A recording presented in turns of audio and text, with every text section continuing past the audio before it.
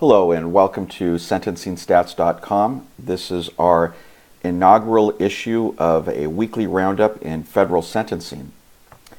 And for this week, we will be discussing the bombshell announcement yesterday that Special Counsel Mueller has issued indictments, or more specifically, a grand jury has issued indictments in the ongoing Trump-Russia collusion investigation. What's interesting about this is obviously not only what the potential charges and who is going to be charged, but what sentences might these charges bring. And Carl Bernstein has already been on air stating that these possible defendants could be looking at 20, 30, 50 years. Not true. So let's go through and look at what potential sentences might bring for anybody who is indicted and eventually found guilty.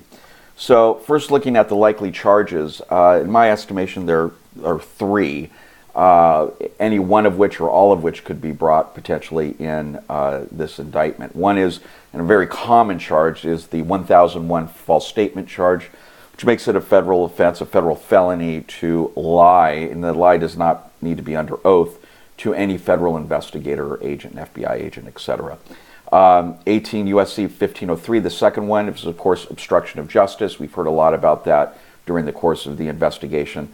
That brings up to a 10-year penalty. And by the way, the statutory maximum, the penalties are added up per count. So for example, if there are 2 counts of obstruction of justice, then the statutory maximum penalty, it is as high as 20 years, 3 counts, 30 years, so on and so forth. If there's a mixture of these charges, then those, you just add up each of those, the maximum of each of those charges, and that can add up potentially hundreds of years if in fact there are that many counts. Getting a little ahead of myself here. And then the last potential charge is a rather obscure charge, 52 U.S.C. 30,121. It's a 5-year felony. That it basically is or pertains to soliciting gratuities or anything of value from a foreign national as part of a federal election campaign.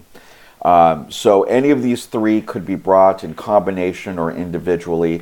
The statutory maximum penalty could, in theory, be hundreds of years depending on the number of counts. But in all actuality, the way the federal sentencing guidelines work is even if there's 100 counts of each, they almost certainly will all be grouped together and treated as one offense per se under the guidelines. So without going into all the details about how grouping and the federal sentencing guidelines work, I'm just going to kind of jump ahead to give you an idea exactly where I think, based upon Sentencing Commission data, somebody is looking at in terms of a federal sentence, should they plead guilty or be found guilty by a juror. And here we have a case summary chart. This can be run off of our website, again, SentencingStats.com. We are the premier online tool for analyzing federal sentencing data as well as producing charts, etc. This, again, I ran this morning. I looked at all offenders under 2B 1.1, which is the most common guideline for any of the charges that I had just gone through with you. 2B 1.1 covers false statements and fraud and many, many other types of offenses. So what you see here at the national level from 2006 through 2016, and that's the years covered by our data files, which again we've obtained from the U.S. Sentencing Commission, there were 61,740 individuals sentenced under that guideline who had a criminal history, who were in criminal history category 1, which means they had no criminal history. I selected that because I'm assuming, and it's probably a safe assumption, that any of the individuals who were indicted yesterday do not have any criminal history.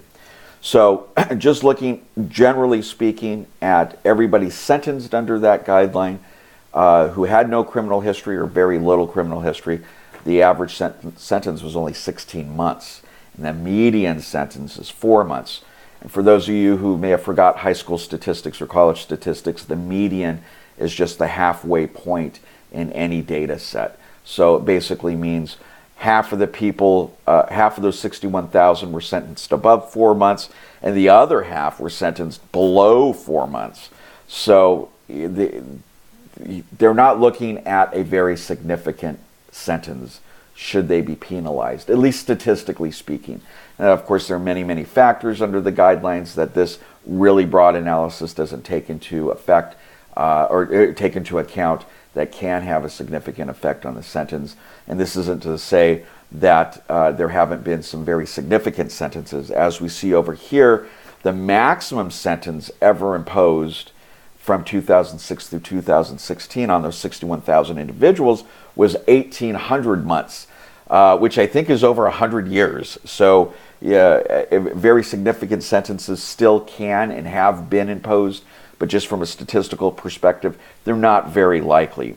And we can look here at a trend, by the way, to give a more nuanced assessment of where sentencing has been going under 2B1.1, which again is the fraud guideline.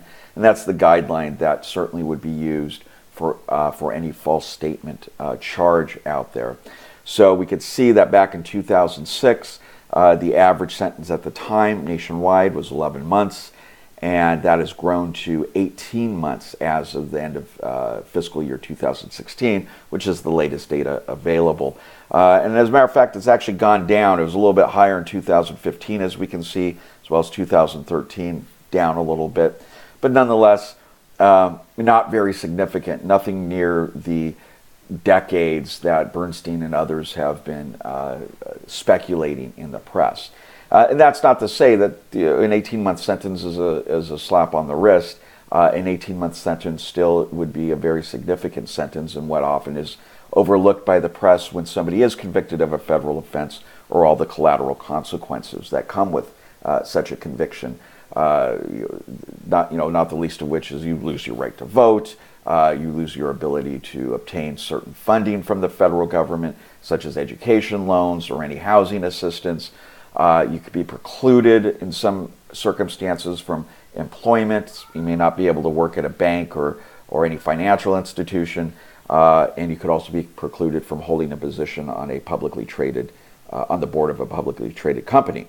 So there are many other, again, collateral consequences. At the end of the day, though, what it looks like from the Mueller investigation is I wouldn't expect anybody to be facing more than a year or two of imprisonment, but nonetheless, they still will be facing, obviously, enormous collateral consequences just from the sheer fact of a felony conviction.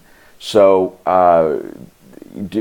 take all the hyperbole with a grain of salt. That's not to say that just facing a felony conviction or being indicted isn't a lot of leverage. It certainly is. And expect this investigation to be ongoing at least for a few more years as Mueller and his team, if you will, squeeze, which is very common in the federal criminal justice system. They're going to squeeze those who have been indicted to try to get better deals. And next week, what we'll do is we will look at what those deals look like, which are called 5K 1.1 downward departures for cooperation. And we can get a feel for how likely it is that defendants who cooperate early in this investigation may face no prison time. So that's it for this week on our inaugural edition of the Weekly Roundup on federal sentencing issues. Thank you very much.